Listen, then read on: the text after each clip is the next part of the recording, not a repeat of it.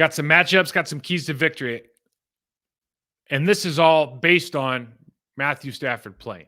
I think it's a touchdown game if Stafford doesn't play again. His talent level and what he means to that passing game, I think it can't be overlooked. Number one, matchup. Rams 11 personnel versus this Rasul Douglas less secondary. I think that's the number one matchup of the game. How is that secondary going to respond against Puka, against Cooper Kupp, against Tua Atwell, against Tyler Higbee, against that screen game? How are they going to respond without their locker room leader? And do they take that as a signal that the season's over and they're playing for pride, which is, everybody plays for pride, but it is a tough thing to play for. I mean, it's a lot easier to play for pride and playoffs versus just pride is what I'm saying. It'll be interesting. I think that's the number one matchup, though. How do they deal with a lot of the stuff that we just saw on tape? How do they deal with the switch releases? How do they deal with the precision routes? How do they deal with the double crossers, the deep digs, and the follow-ons? How do they do that? Because Sean McVay is a genius, right? Number two, because they're going to run out of 11, the Packer linebackers and safeties versus that Rams interior line, tight ends, and then also the wide receivers. Because that safety wide receiver matchup in the box, that's what breaks these runs. And this kid's got home run potential. He's just having a real hard time seeing some things. At least he did last week talking about Royce Freeman.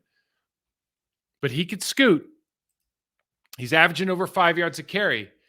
And if he gets into a rhythm, I thought that Rams offensive line, and I think the Dallas Cowboys are easy to move.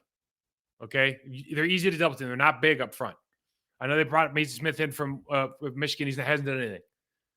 But the rest of the guys that are in that game to pass rush and to be that disruptive Dan Quinn defense, they can get moved off the ball. So I don't know if it's going to be the same with TJ Slayton, with Kenny Clark, but I was impressed with what I saw. And I'm super impressed with the way those wide receivers put in work. So I think that's a big part of the game. Because if they're a one-dimensional team, especially with a hurt Stafford or a backup quarterback, this is a completely different ballgame.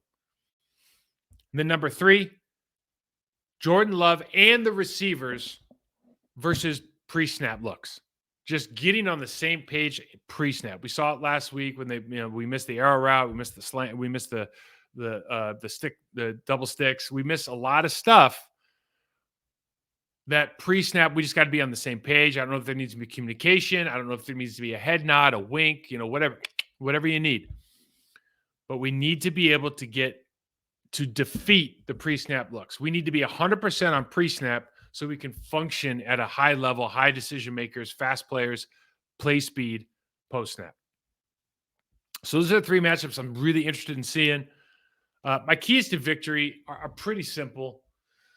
Be on the same page, what we just talked about. Packers need to take the easy wins. This offense needs to get first downs, move the chains. Okay, you can only do that when everyone's working smart. Just being on the same page.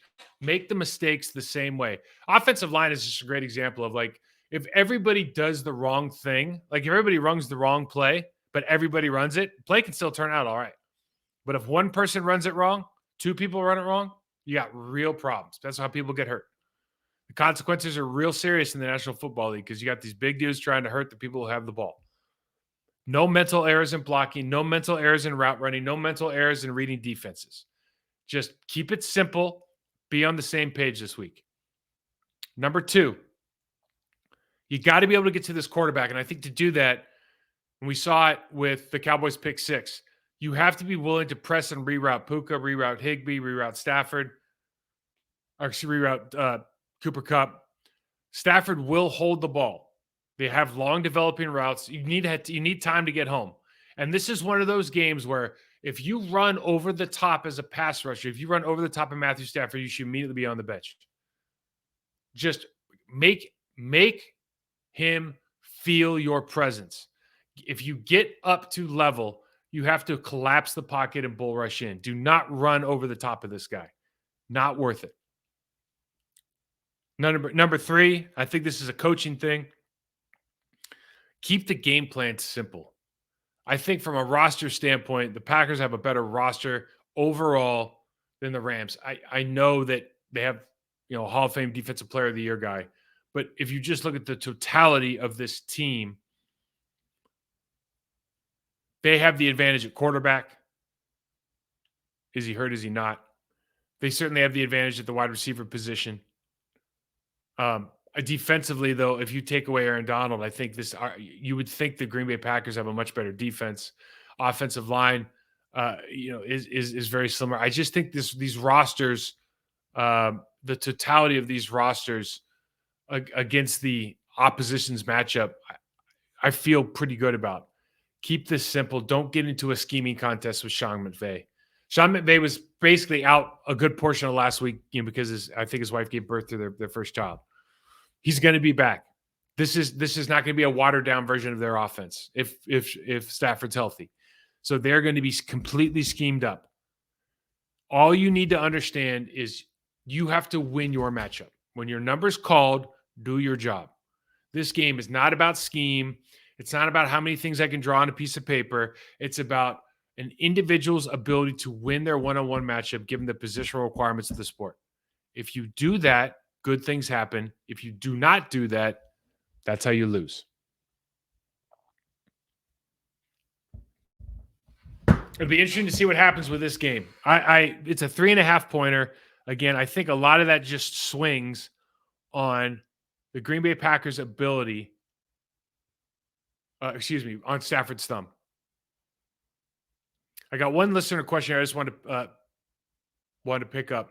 How do you see the interior offensive line blocking versus Aaron Donald?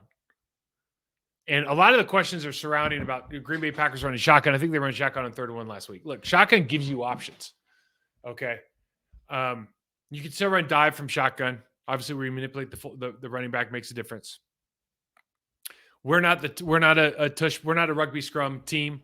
Obviously, a lot of teams look at it, are working at it, but we're not a rugby scrum team. But shotgun does give you options, lets you run RPOs, lets you see the defense a little bit better. That's just where Jordan Love's more comfortable from. How are we going to block Aaron Donald? How are you going to account for him? It's not really just the interior offensive line, right? Because they'll move him out to tackle or defensive end if they think that's the advantageous position. He's gotten multiple sacks over the left tackle in games recently. So there's always I'll send the center to him every time.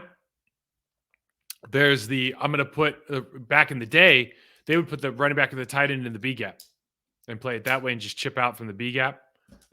James Campen used to do that a lot when he was running the offensive line. That would be the blocking scheme. If it's me, I'm going to continue to try to move the pocket a little bit more. We saw that one play on 3rd down where they waggled out. Keep passes, although he got a sack on a keep pass last week. But you run your keep passes, your sprint outs, your quick throws. You frustrate him. There's a game plan that Matt LaFleur ran against the LA Rams 2 or 3 years ago, where I don't think they actually threw like a 5-step drop back with Aaron Rodgers. They threw like 4 of them the entire half, and they were all like 1, 2, 3, 4, 5 balls gone. So in terms of like real pass pro, where you actually had to block Aaron Donald, there was like 4 or 5 chances the entire half. And the ball was out. There was no deep developing plays. There was no, you got to work. So if you really want to get the guy, or if you really want to make sure he doesn't affect the game, you just got to game plan around how good he is. If you don't think your guys can block him. Because I'll just flip it and say, if I was Aaron Donald, I would just stay away from Elgton Jenkins. Not because he can't beat him or he can't be, because Elgin's, we did a thing last week where you circle Elgin because he's the only one doing his job. So just go you can look at the center, the right guard, right tackle, left tackle. All of those guys are pretty viable options for an Aaron Donald talent. So don't waste, if I'm the Rams, I'm not going to waste a single rep playing over the left guard because Elgin's had pretty good success against Aaron Donald. So why mess with it? Go over and listen, he played Zach Martin last week. So they don't care. He can beat anybody, and he thinks he can beat anybody. I'm just talking about how I would, if I could game plan a way for him to be one-on-one with Josh Myers, one-on-one with John Rennie Jr., more often than not, that's what I would do, right? 5-down lineman plays work extremely well, walking up, using their 51 defense where you run 4 down lineman, linebacker outside, and then linebacker in the middle. And so it's a nickel look, opening up single, one-on-one pass rush. That's the kind of stuff that I get super interested in if I'm a Rams coordinator, but I'll have to see what happens. It's going to be a fun game to watch. Listen, the journey that is developing these players into what you want them to be in a couple of years from an organization standpoint, from a locker room standpoint, it just takes time.